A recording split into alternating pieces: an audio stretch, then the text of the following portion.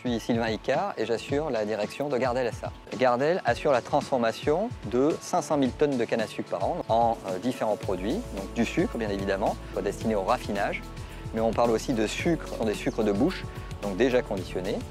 Puis Gardel fabrique aussi de la mélasse formée et distillée en rhum.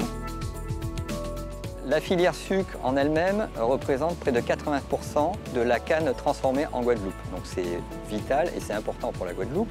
Cette filière est confrontée depuis quelques années à deux enjeux.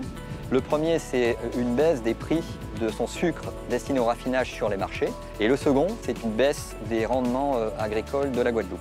De fait, il s'agit pour la filière canne-sucre de s'adapter et de revoir une stratégie de filière. Donc dans ce cadre, nous avons deux projets qui sont très importants pour Gardel SA pour la filière.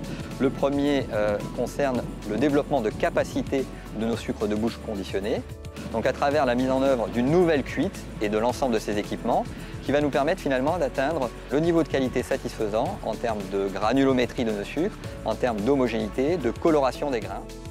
Ce qui fait la différence entre une sucrerie, c'est le niveau de qualité de nos sucres et le fait qu'on maîtrise les critères organoleptiques, mais aussi physico-chimiques de nos sucres, en termes de taille des cristaux, coloration des sucres, humidité. Et cette cuite va y contribuer très fortement.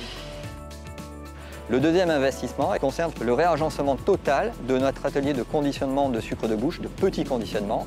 Et là, c'est une condition sine qua non pour nos clients finalement et pour aller chercher de nouveaux prospects, de nouveaux marchés et de développer ainsi nos marchés de sucre conditionné. On parle de plusieurs millions d'euros d'investissement sur quelques années et il ne serait de toute façon pas réalisable sans l'aide des fonds européens FEADER.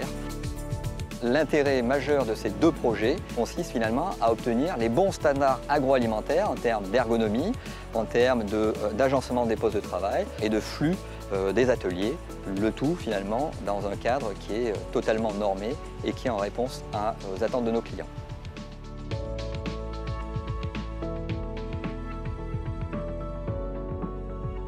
Les WAP, c'est nous aussi.